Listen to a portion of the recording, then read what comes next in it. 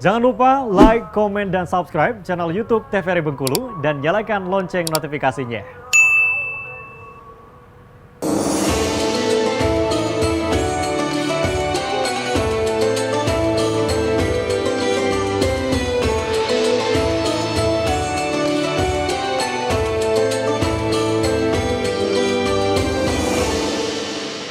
Terima kasih pemirsa masih setia bersama kami di Mutiara Kolbu, dan pada segmen ini kita akan menjawab pertanyaan yang terakhir Bu ya. Pertanyaannya ada dua Pak Ustadz, kalau haji itu boleh cukup satu kali, sedangkan katanya kalau kurban itu kalau sudah 7 kali cukup katanya. Gimana itu Pak Ustadz? Yang kedua itu orang yang gemar berkurban tapi susah untuk ibadah lainnya seperti sholat, seperti itu Pak Ustadz, silakan dijawab.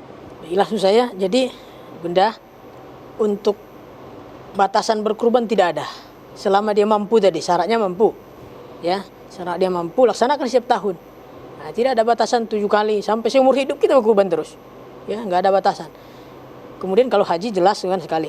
Dan kemudian berikutnya adalah untuk yang apa tadi? Yang kedua apa tadi? Yang gemar berkurban tapi tidak menjalankan ibadah yang lain Pak Ustadz. Berarti permasalahannya bukan di kurbannya, di orangnya, bukan di ibadah kurbannya, tapi mungkin dipertanyakan dia mungkin bagaimana cara dia mendapatkan hasil itu sampai nggak ada dampak apa-apa untuk dia. Biasanya kan sesuai dengan makna berkurban ini, kalau orang berkurban dia lebih dekat dengan Allah. Harus ada perubahan ketika sudah berkurban, seperti yang sampaikan di awal tadi, ketika sudah melakukan kurban harus ada perubahan dalam diri kita. Membunuh apa namanya? Tapi tujuan kurban itu kan membunuh semua jiwa-jiwa kehewanian apa namanya? Iya. Yang ada sifat-sifat kehewanan seperti itu. Iya, dalam jiwa kita. Iya. Itu bunuh. Dan banyak sekali tujuannya, diantaranya di samping kita ini meningkatkan kesabaran kita, meningkatkan hubungan ukhuwatul sosial kita dengan masyarakat. Berkurban ini bukan untuk diri kita saja. Berbagi di situ kan? Yeah. Sudah kurbannya dipotong, kita artinya kemudian bukti dari kecintaan kita kepada Allah di situ. Jadi bukti kecintaan kita untuk mengesampingkan daripada cinta segalanya dari makhluk ini. Jadi lebih utama cinta kepada Allah, seperti yang dilakukan oleh Nabi Allah Ibrahim alaihissalam. Apa begitu cintanya dia dengan anaknya Ismail, anak yang sudah lama dinanti-nanti. Ketika sudah sampai usia bisa diajak bekerja sama, sudah bisa membantu dia, tiba-tiba muncul perintah, sembelih anakmu. Itu dunia, anak, harta, pangkat, jabatan, dunia semua. Tapi itu pun dikorbankan oleh Ibrahim alaihissalam karena cintanya kepada Allah Subhanahu wa taala mengalahkan cintanya kepada yang lainnya. Jadi cinta kepada Allah harus lebih utama daripada cinta kepada yang lain ini semua ini. Anak, keluarga, harta, segalanya itu. Jadi itu untuk mengalahkan. Berarti tadi belum ada hasil dari situ. Maka udah ada perubahan itu. Berkurban saja kan gitu. Berkurban saja. Sama kayak haji, tidak dapat haji mabrur, maka pulang hajinya haji hambali. Pulang haji bawa hambal banyak sekali. Itu dapatnya kan gitu. Ini kurban juga gak salah-salah aja kurbannya gitu.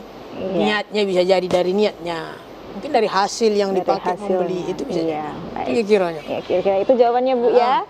Baik Pak Ustadz, kita bisa langsung saja ke closing Pak ya, kita kesimpulan. Silakan Pak Ustadz. Bapak Ibu dan para pemirsa TVRI dimanapun berada, jadi sebagai ikhtitam atau khulaso daripada pertemuan kita di sore hari ini, ya maksudnya makna berkurban itu adalah sesuatu yang memang disyariatkan untuk kita dan jangan sampai kita abaikan. Dan dia memang sifatnya sunnah, tapi walaupun sunnah muakkadah, dianjurkan bila kita mampu dilaksanakan. Kemudian wujud orang berkurban ini adalah wujud daripada cintanya kepada Allah. Satu. Yang kedua, wujud daripada ketakwaannya kepada Allah Subhanahu wa taala. Takwa kepada Allah. Yang ketiga, ini bukti dan wujud daripada kepatuhan dan ketaatannya kepada Allah Subhanahu wa taala. Inilah daripada makna daripada berkurban itu sendiri. Jadi pasca berkurban sejatinya sebaiknya sewagianya yang bagi likulli muslim ada perubahan dalam dirinya bagi pelaksana kurban itu sendiri. Baik. Kira-kira. Iya, Kami terima sampaikan. kasih Pak Ustadz atas waktunya. Semoga ilmu hari ini bermanfaat Pak Ustadz. Baik, Ustadz Zulfahmi dan ibu-ibu juga terima kasih ya dari Majelis Taklim Awaluddin. Dan pemirsa, akhirnya kita sudah sampai di penghujung acara. Saya Meli Internal Asmarat, pamit undur diri. Terima kasih atas perhatian Anda. Terima kasih. Wassalamualaikum warahmatullahi wabarakatuh dan sampai jumpa.